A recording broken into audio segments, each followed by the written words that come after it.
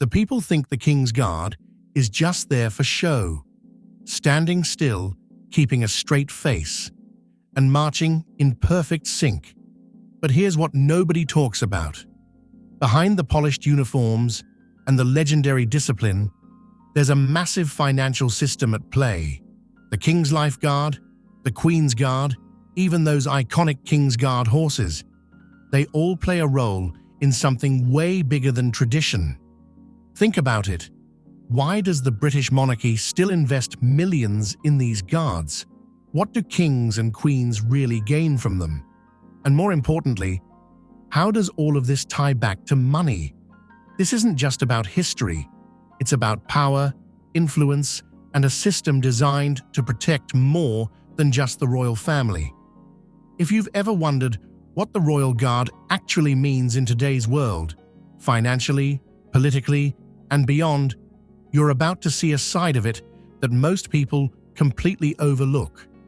Drop a comment with your thoughts, hit that like button if this surprised you, and make sure to subscribe, because once you see the bigger picture, you'll never look at the King's Guard the same way again. The hidden fortune behind the King's Guard. They stand in absolute silence, motionless, staring straight ahead, while crowds of tourists try to make them crack a smile. But behind that stoic expression and the gleaming uniform, there's something nobody talks about: money. And not just any money, a fortune. The King's Guard isn't just an elite unit protecting the monarchy, it's a business, one that involves government funds, private contracts, and a carefully crafted image that generates millions. If you thought their only job was guarding Buckingham Palace, this might change your mind. The uniform alone is worth a small fortune. The red tunics, the polished boots, the swords, the buttons made from actual gold thread. And then there's the bearskin hat, crafted from real bear fur and costing around $900 each. These aren't one-time purchases. They need constant maintenance, replacements, and tailoring. And that's just the clothing.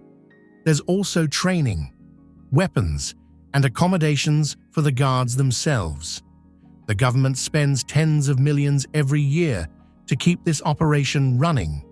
But the real question is, where does all this money go? And who benefits the most? The changing of the guard ceremony is one of the biggest tourist attractions in London.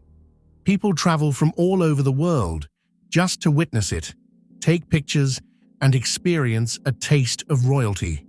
But let's be real. This entire spectacle isn't about security. It's about business. Tourism in London generates over $50 billion a year, and a huge portion of that comes from royal-related attractions.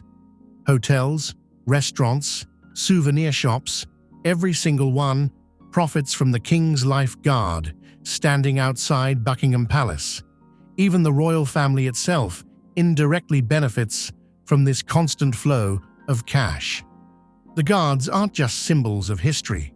They're an economic asset, one that keeps the tourism industry thriving and the monarchy looking as powerful as ever. It's easy to assume that the guards themselves are well paid, considering the prestige of their role. But here's where things get interesting. Many of them earn less than $35,000 a year, not exactly the fortune you'd expect for someone serving in such an iconic position. Meanwhile, private companies are cashing in. The contracts for uniforms, weapons, and even the horses used in ceremonial duties, worth millions. A handful of businesses have exclusive deals with the government, supplying everything from polished leather belts to the exact shade of red fabric needed for their coats. Then there's the security industry. Former guards often go on to work as private security for billionaires, luxury events, or elite organizations. The experience gained while serving the monarchy becomes a golden ticket to high-paying jobs around the world. The image of a royal guard standing firm, never flinching, represents discipline, power, and loyalty to the crown. But beyond that, it represents something even bigger, an industry. Every detail, from the finely stitched buttons to the perfectly choreographed ceremonies, is strategically designed to maintain the monarchy's influence and economic power. It's a centuries-old system that keeps the tradition alive, but also keeps the money flowing. Nobody talks about how much do they actually get paid. They stand for hours, motionless, in front of thousands of tourists.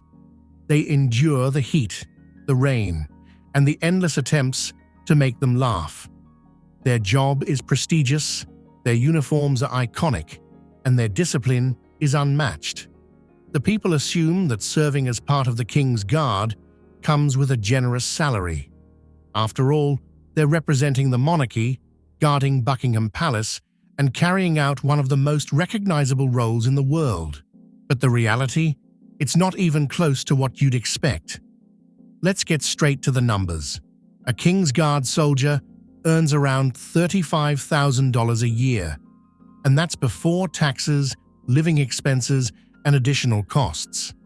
If you compare this to what some security guards in private firms make, it's shockingly low. Even with promotions, their salaries don't skyrocket.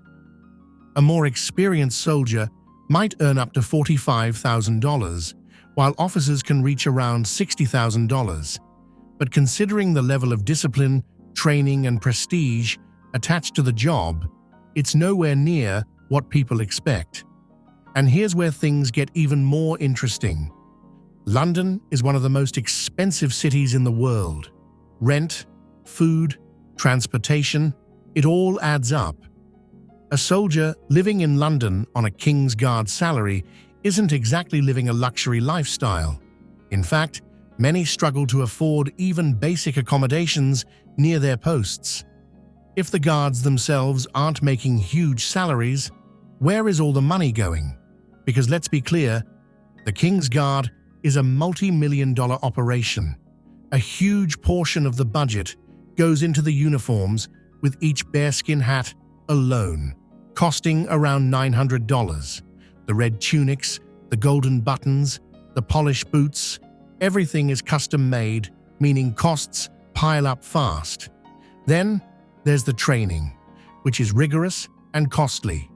The government invests thousands of dollars per soldier to ensure they meet the elite standards of the Guard.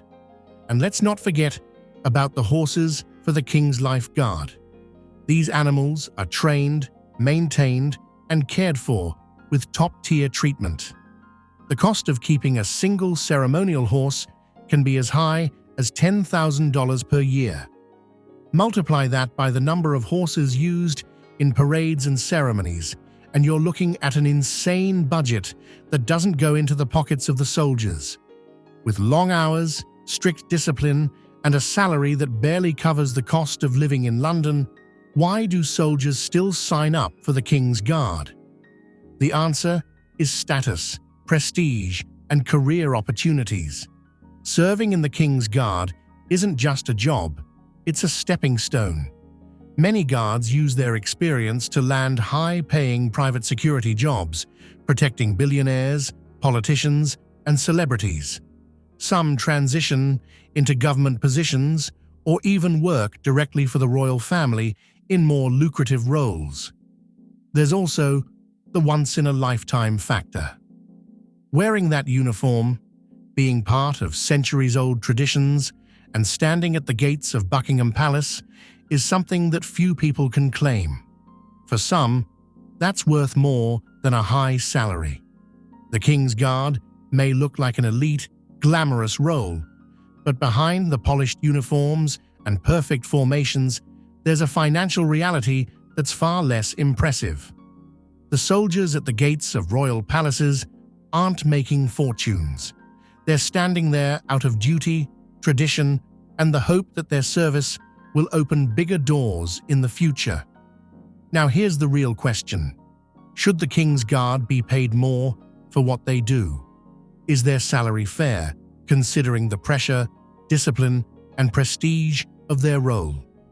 Drop your thoughts in the comments, Hit that like button and subscribe for more untold stories about the world's most iconic traditions.